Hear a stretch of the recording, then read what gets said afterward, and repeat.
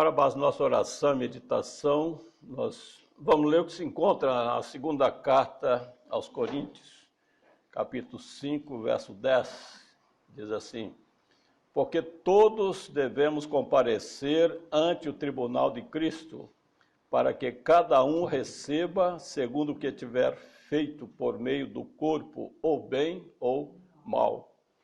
Nós queríamos aproveitar o momento, irmãos, para relembrar um tema importante. Eu não sei se todos aqui lembraram de alguma coisa muito importante que aconteceu essa semana. Foi aniversário de quê mesmo? 22 de outubro, 677. Foi aniversário do início do juízo investigativo, né? Que iniciou em 1844, no dia 22 de outubro, exatamente. Portanto, agora, né, foi anteontem, né? Hoje é 24, fez 176 anos de que o Senhor Jesus passou do lugar santo para o Santíssimo, iniciou o juízo investigativo. E, portanto, nós vamos falar hoje um pouco sobre isso. Diante do tribunal divino, é o que nós precisamos de meditar nesses dias que estamos vivendo, porque são dias solenes. E o tribunal é tão real como um tribunal hoje nós podemos assistir, né, nos tribunais, quando são julgados casos. O tribunal divino também é um tribunal muito real. Nós podemos ler Daniel capítulo 7. Aqui o profeta faz um resumo desse tribunal, Daniel 7, 9 e 10. Eu continuei olhando até que foram postos uns tronos, e um ancião de dias se assentou. A sua veste era branca como a neve, e o cabelo da sua cabeça como a pura lã. E seu trono era de chamas de fogo, e as suas rodas de fogo ardente. Um rio de fogo manava e saía de diante dele. Milhares de milhares o serviam, e milhões de milhões assistiam diante dele. Assentou-se o juízo e abriram-se os livros. Então, meus queridos, aqui é um resumo do tribunal divino, do juízo que haveria de ser instalado no céu. E Daniel teve uma visão esplendorosa deste acontecimento e deste ambiente também. E nós vamos estudar um pouco sobre esse tema. Não vamos ter oportunidade de ler todos os textos, para não ser muito exaustivo e não tomar mais do que o tempo que nos foi dado. Mas esse juízo, como já disse, é tão autêntico e tão real, como você pode ir ali no tribunal e assistir um julgamento. Lá o juiz, está lá o advogado, está o réu, está as pessoas, os assistentes. Assim é o tribunal divino também. Só que nossa mente não alcança as dimensões astronômicas do espaço, não é? Nós vejam que quando foi instalado o juiz, quantos que estavam ali para servir diante de Deus? Os anjos. Aqui, quando fala que diz que eram milhares de milhares e milhões de milhões assistiam diante dele, então, irmãos, imagina as dimensões extraordinárias desse tribunal, né, que foi instalado. Mas é real. É real. E veio o ancião de dias que assentou sobre o trono. Esse ancião de dias é o Pai. E ele estava ali para presidir o julgamento. Se nós lemos Salmos 9, versos 7 e 8, mas o Senhor está sentado perpetuamente, já preparou o seu tribunal para julgar. Ele mesmo julgará o mundo com justiça, exercerá juízo sobre povos com retidão. Perceberam, irmãos? Ele mesmo, não outro, julgará o mundo com justiça, porque ele acompanhou toda a história, a trajetória do mundo. Ele criou o próprio homem, acompanhou a sua experiência, e ele então vai estabelecer o seu juízo, haveria estabelecer, e estabeleceu, né, para julgar o mundo com justiça, e exercerá juízo sobre todos os povos. Grande Conflito 479, que é um livro histórico muito importante, inspirado na página 479, diz que o ancião de dias é Deus, e ele deve presidir o juízo, deve ser o líder desse grande tribunal. Portanto, aquele que o profeta viu assentar ali é Deus o juiz, porque um tribunal precisa ser composto com todos os personagens, não é verdade? Então o juiz nós vimos que é Deus. Agora, as duas peças mais importantes no tribunal é o juiz e o réu, né? Que se não houver nenhum dos dois, não tem razão para julgar o quê, né? E quem, né? Então, quem é o réu? O réu somos nós, os homens, o que nós lemos no início do culto, 2 Coríntios 5:10, porque todos devemos comparecer ante o tribunal de Cristo, para que cada um receba segundo o que tiver feito por meio do corpo, ou bem ou mal. Todos os homens vão comparecer diante desse tribunal, mas não é pessoalmente, é pelo nome. Por isso é que diz que abriram-se os livros da vida, o livro da morte, e o livro que poderia ser como os contabilistas chamam o borrão, está todas as obras, todos os atos, está tudo ali. É o diário. Abre esses livros e vão ser julgados por ele. Então todos vão comparecer pelo nome. Cada nome vai ser chamado para comparecer diante desse tribunal. Paulo, escrevendo aos Romanos, à igreja de Roma, ele chama a atenção dos irmãos, capítulo 14, 10 a 12, mas tu, por que julgas teu irmão? Ou tu também, por que desprezas teu irmão? Pois todos havemos comparecer ante o tribunal de Cristo, porque está escrito, como eu vivo, diz o Senhor, que todo joelho se dobrará a mim, e toda língua confessará a Deus, de maneira que cada um de nós dará conta de si mesmo a Deus. Eu não vou dar conta de ninguém, nem da minha família, nem muito menos do vizinho, do irmão da igreja. Cada um dará conta de si mesmo a Deus nesse tribunal. E 482 de Grande Conflito diz que ao abrir-se os livros, os nomes são examinados rigorosamente, cada um deles. E depois diz lá o quê? Aceita-se nome e rejeita-se nome. Irmãos, isso é muito solene. É muito solene, porque o tribunal vai passar, não é? Nome por nome, começando do primeiro que morreu, Abel. Desculpa. O julgamento dos ímpios é à parte, é durante o milênio. Nós já explicamos isso aqui. Agora aqui vai ser julgado todos aqueles que conheceram a Deus, a sua palavra, tiveram a convivência com ele, permaneceu ou não permaneceu, aceitou ou não aceitou. Aí começa para o Abel, né? O próprio alfabeto, né? A, B, quer dizer, é o primeiro da lista. Então passa por todos os nomes, aceita-se nome, recusa-se nome.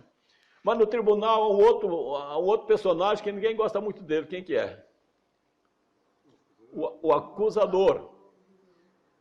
Alguém diz que é o promotor. Em certo sentido, o promotor ele está ali para dizer, a lei diz assim, por isso tem que pagar, mas o promotor não é um acusador em si, não é essa a função dele, mas no tribunal divino há um acusador, né? Irmãos conhecem o nome dele, né? Apocalipse 12, verso 10, quem é o acusador? E eu ouvi uma grande voz do céu que dizia, agora é chegada a salvação e a força e o reino do nosso Deus, e o poder do seu Cristo, porque já o acusador de nossos irmãos é derrubado, o qual, diante de nosso Deus, os acusava de dia e de noite. Esse acusador é Satanás. Primeiro escrito 268, diz que Satanás os acusa direto. Não, esse aqui foi terrível, ele fez isso, aquilo outro. Mas aí tem que ter um outro personagem, né? Para fazer frente ao acusador. Espera lá, ele fez mesmo, isso aqui ninguém vai negar. Ele foi mesmo um pecador, mas ele pagou a pena. E quem pagou por ele? Então lá vai estar o advogado também. O advogado, né? Advogado que é Jesus. 1 João 2, verso 1. Meus filhinhos, essas coisas vos escrevo para que não pequeis. E se alguém pecar, temos um advogado para com o Pai, Jesus Cristo o justo, está vendo aqui? Temos advogado para com o Pai, porque ele vai estar ali diante do Pai, que é o juiz, e vai dizer, não, o que ele está dizendo, meu Pai, ele fez mesmo, o Meireles fez, o fulano fez sim, ele é culpado de todos esses pecados, só que ele arrependeu, ele confessou seus pecados, ele foi perdoado pelo meu sangue, e ele apresenta o sangue diante do meu Pai. Meu sangue, meu sangue, meu sangue, Pai. E aquele que se arrepende, então, o juiz disse, então, meu caro, você não tem que acusar, não, o réu está absolvido. Ele foi salvo e os seus pecados, as suas transgressões foram apagadas pelo sangue aqui do advogado, que morreu por ele. Isso é maravilhoso, né? Mas Jesus vai estar ali como nosso advogado, para que ele possa nos representar, né? Nos representar. E para confirmar isso, grande conflito 482, Jesus aparecerá como advogado, a fim de pleitear em nosso favor. Tudo isso nós estamos dizendo, é tudo embasado no Espírito de Profecia. Bom, nós já temos juiz, temos réu, temos advogado, temos acusador, mas quem mais tem que estar ali para confirmar? Não, olha, foi esse mesmo, nós damos testemunho disso. Tem que ter as testemunhas que acompanhou o caso, que viu o processo, viu o crime acontecer, viu o processo andar, viu ele ser perdoado. Quem são as testemunhas? São os anjos. Todos nós temos um anjo que nos acompanha desde quando nascemos até a sepultura daqueles que morrem. Além dos outros anjos que ajudam, não fica ele o tempo todo. Muitos anjos estão sempre a nos assistir, nos proteger, livrar de todos os perigos, das ciladas do inimigo, tudo isso. Há um trabalho intenso dos anjos, eles vão se revezando. Mas há um anjo, que é o seu anjo relator, que te conhece desde que nasceu até quando você desce a sepultura, até quando fecha a porta da graça, ele tem o seu processo completo. Este anjo vai estar ali. Hebreus 1, verso 14. Não são, porventura, todos eles espíritos ministradores enviados para servir a favor daqueles que hão de herdar a salvação? Os anjos estão a serviço do homem, por ordem de Deus. O que diz lá o profeta? Que os anjos desciam e subiam, ou eles subiam e desciam? Interessante que lá diz que eles subiam e desciam. Por quê? Isso indica que eles estão aqui o tempo todo. Mas, vez por outra, eles vão ao céu, às vezes tristes, quando nós caímos no pecado, às vezes momentos de tristeza, que eles não conseguem nos livrar, eles choram, eles se sentem angustiados. Aí eles sobem, Senhor, manda outro lá, eu preciso me refazer. E aí, ao tempo todo, esse movimento. Subindo e descendo. Eles são as testemunhas, 479 do grande conflito. E santos anjos são testemunhas no tribunal. Tá? Depois os irmãos podem ler o texto. Lá está claramente no grande conflito, confirmando.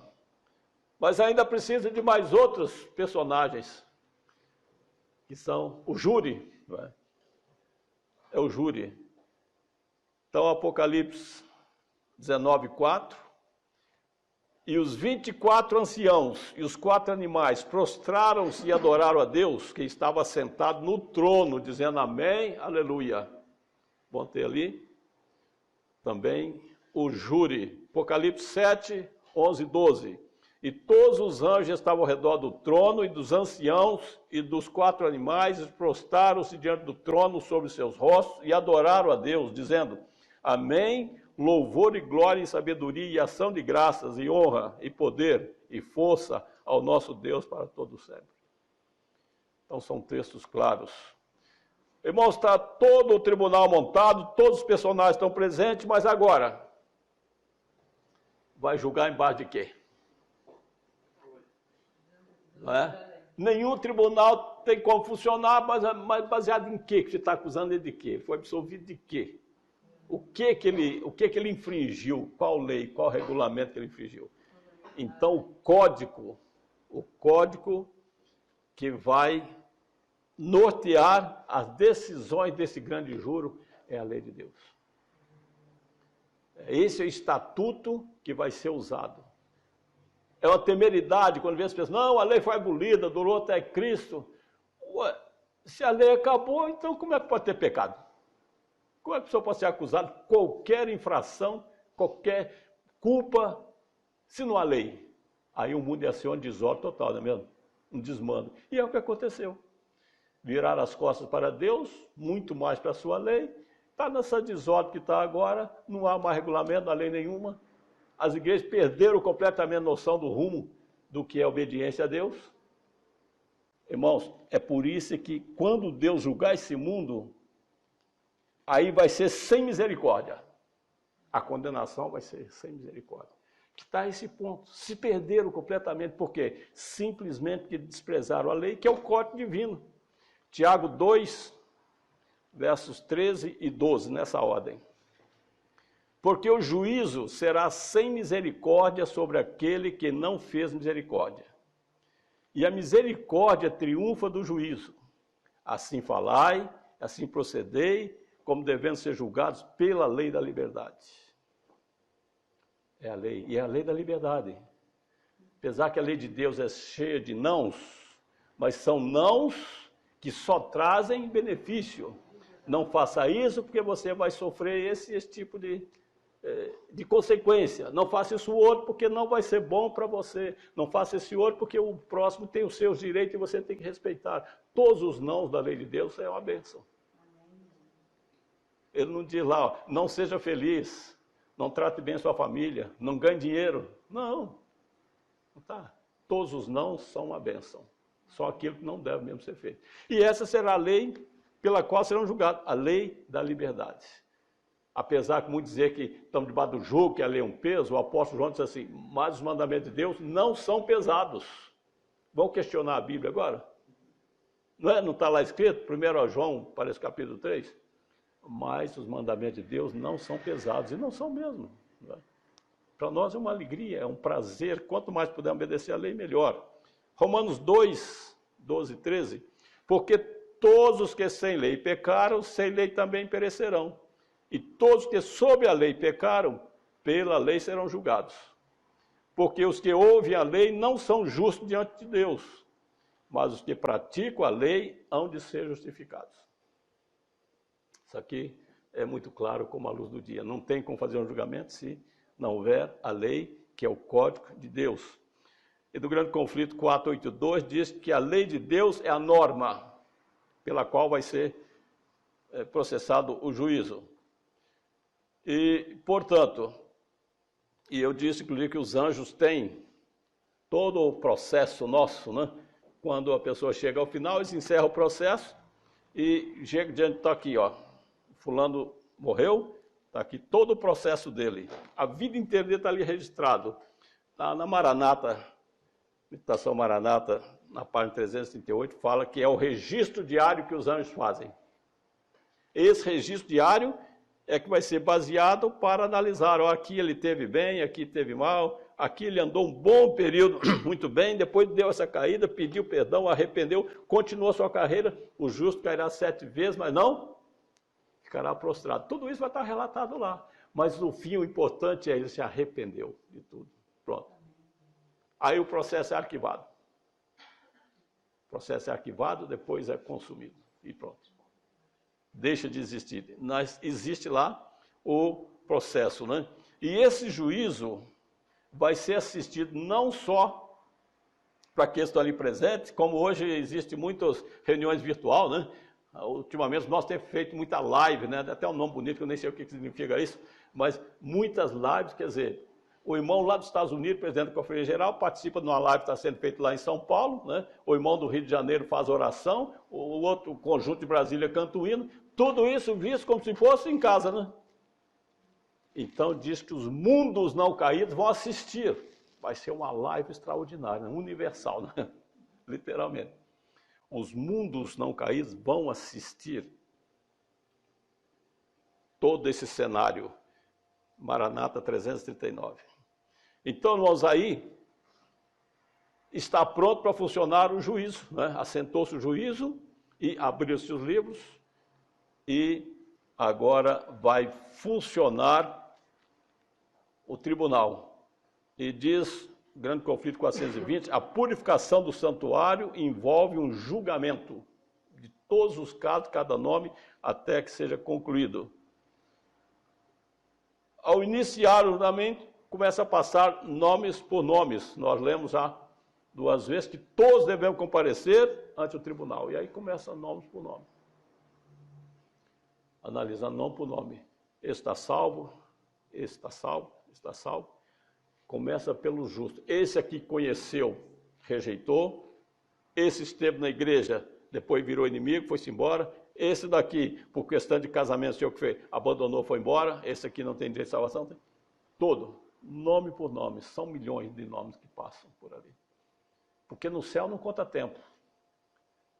E Jesus está fazendo esse trabalho há quantos anos mesmo? Nós falamos no início? Quem memorizou? 176 anos, irmãos. É tempo de graça demais, não é? Não é muita misericórdia? Não é porque o céu está atrasado, não. Não é porque os computadores lá são velhos, são antiquados e que o processamento é lento, não.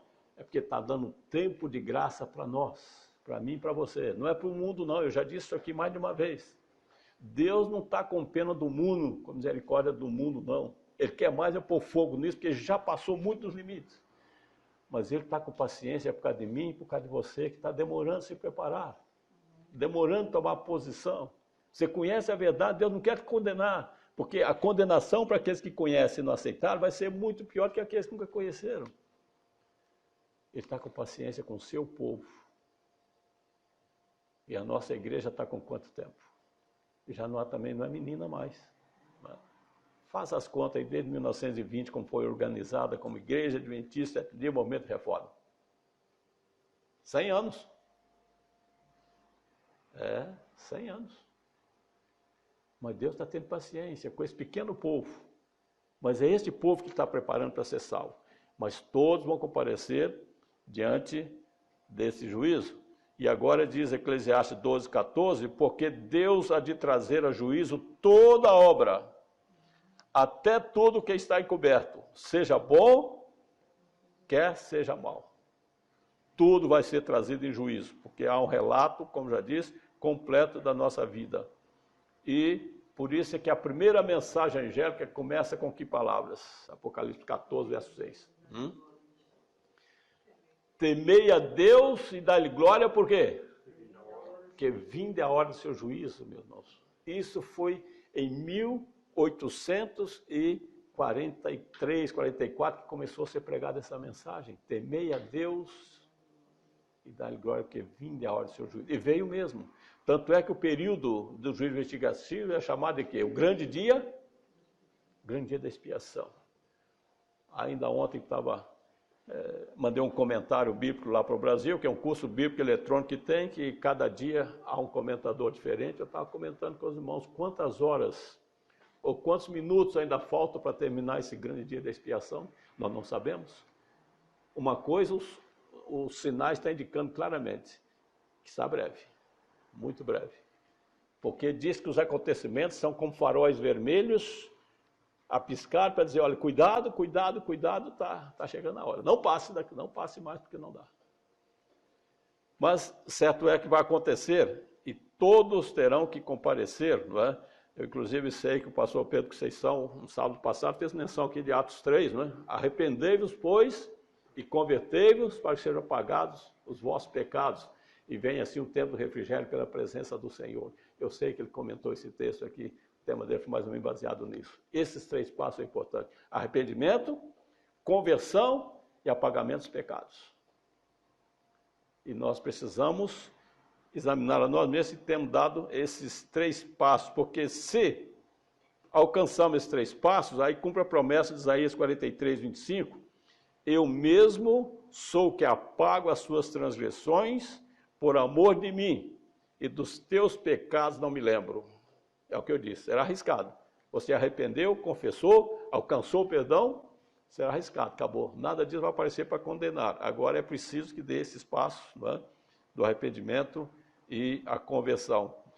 E a partir desse momento em que nós alcançamos essa graça, então estamos tranquilos com o juízo investigativo, com a vinda de Jesus, né, e com tudo mais que há de ocorrer. Agora, o que ocorre? Diz o Espírito de Profecia, Grande Conflito 490, que são muito solenes essas cenas, esses acontecimentos, e nós estamos um pouco indiferentes, né? Aqui ainda comenta na mesma página, os justos e os ímpios estarão na vida normal, plantando, colhendo, vendendo, comprando, tratando das coisas cotidianas, coisas normais. Os justos e os ímpios aqui, estamos conviver com o mundo normalmente. Mas quando for a peneira, né, quando a peneira definir quem fica, quem vai, aí que você vai ver a diferença entre o santo e o profano, entre o justo e o ímpio. Mas o mundo está numa indiferença tão grande que acaba nos contagia, né? E nós às vezes ficamos assim tão preocupados naquele, né?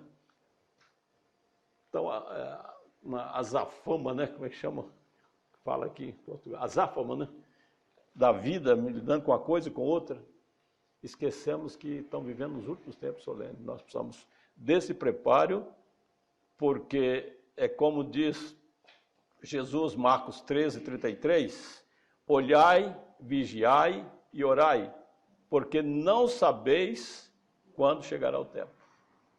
Aqui está, olhar, vigiar e orar. Está atento, está vigiando e em espírito de oração. Apocalipse 3, verso 3, lembra-te, pois, do que tens recebido e ouvido, e guarda-o, e arrepende-te, e se não vigiares, virei sobre ti como um ladrão, e não saberás a que hora sobre ti virei. Irmãos, nós corremos dois riscos. Primeiro, o que é essa vinda como ladrão? É nosso nome passar por lá e você não sabe, como eu disse, estamos aí vivendo nossa vida normal, cotidiana, e o nome passa e nem percebemos. O outro risco é que para morrer, como diz o ditado, basta estar vivo. E a partir do momento que fechou os olhos na morte, acabou, não tem mais, não se pode fazer mais nada. Ali está encerrada a sua carreira. Por isso que diz que pode vir a nós como ladrão, numa hora totalmente perceptível. É por isso que temos que estar atento e vigiar, porque realmente corremos esse risco.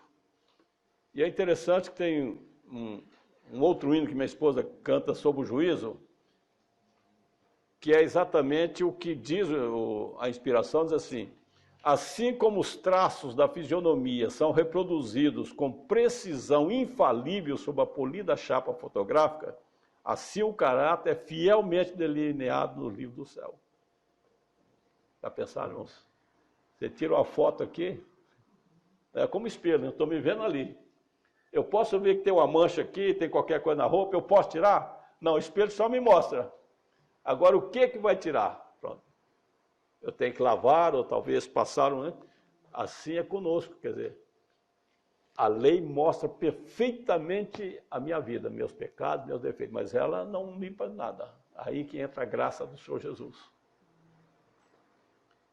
A sua graça que nos transforma, que limpa a nossa consciência, o nosso coração, nos perdoa, nos purifica. E agora você vai ficar tão claro, tão autêntico, diz que é como fosse uma foto. Tal e qual. Diz que assim é, naquele tempo, né, há mais de 100 anos, diz que será como a chapa fotográfica, né? Hoje não existe mais isso. As crianças nem sabem mais o que é isso. Não sabem o que é revelar uma foto, né? O que é revelar uma foto. O que é isso? A geração nova nem sabe mais o que é. Hoje é tudo, né, eletrônico. Você carrega, nem precisa apertar nada, é só um toquezinho, a foto sai perfeita. É aquilo que está na foto, é a realidade. E assim diz que é tão claro diante de Deus, do juízo, a sua vida como uma foto. E agora, o que vai se mostrar nessa foto, né? Então, precisa ser muito cuidadosos e me chamou a atenção quando eu estava estudando esse assunto já há mais de 40 anos, comecei a estudar e descobri novos pensamentos. Uma coisa que me chamou a atenção, irmãos, que hoje é tão comum, diz assim: naquela hora solene e terrível, a infidelidade do marido será revelada à esposa e a infidelidade da esposa ao marido. É coisa séria. Pais saberão então, pela primeira vez, qual era o verdadeiro caráter de seus filhos, e estes verão os erros e enganos que assinalaram a vida de seus pais. Hoje está todo mundo vivendo junto, as famílias tudo tranquilo, parece que não há nada. Mas quando Deus revelar, botar tudo claro, só vai olhar, mas que absurdo, eu nunca imaginei isso, não esperava isso. Pois é, aconteceu tudo isso. Se a pessoa se arrependeu, se converteu realmente, tudo será apagado. O homem que roubou o seu próximo por meio de falsas representações, não há de escapar com seus ganhos mal adquiridos. Deus tem em seus livros um registro exato de toda conta injusta e de toda transação desonesta. Também está lá escrito. Uma outra situação que hoje a gente vê que é muito comum. O povo vê que foi iludido. Um acusa o outro de o ter levado à destruição. Todos, porém, se unem em acumular suas mais amargas condenações contra os ministros. Isso é pesado. Esses homens têm enriquecido à custa da inocência, da ignorância do povo. Esses homens têm declarado abertamente contra a lei de Deus. Esses homens têm feito essas declarações terríveis, blasfemas, como acabamos de dizer ainda há pouco. Diz que o povo vão perceber que foram enganados, vão se acusar uns aos outros, mas espera lá. No fim você me enganou porque você foi enganado por quem? E aí diz que o ódio, todas as amarguras voltará contra os ministros. Pastores infiéis profetizaram coisas agradáveis, levaram os ouvintes a anular a lei de Deus e a perseguir os que a queriam santificar. Agora, em seu desespero, esses ensinadores confessam perante o mundo sua obra de engano. As multidões, então, cheias de furor, dizem: estamos perdidos, exclamam, e vós sois a causa de nossa ruína. E voltam-se contra os falsos pastores. Aqueles mesmo que mais os admiravam pronunciarão as mais terríveis maldições sobre eles. Coisa terrível. Muito triste isso aqui. Mas vai ocorrer. E o profeta Isaías, parece capítulo 49, diz que depois, na condenação, depois do milênio, diz que eles vão rolar nas cinzas. É uma das últimas classes que serão queimadas. O dragão, o espírita e o falso pastor, os falsos líderes religiosos. Serão as últimas classes a serem consumidas. E diz lá Isaías claramente, os falsos pastores vão rebolar na cinza, sabe quanto tempo? Queimando a cinza quente, não é? Vão estar lá rebolando, rebolando, tentando se livrar até que seja completamente consumidos.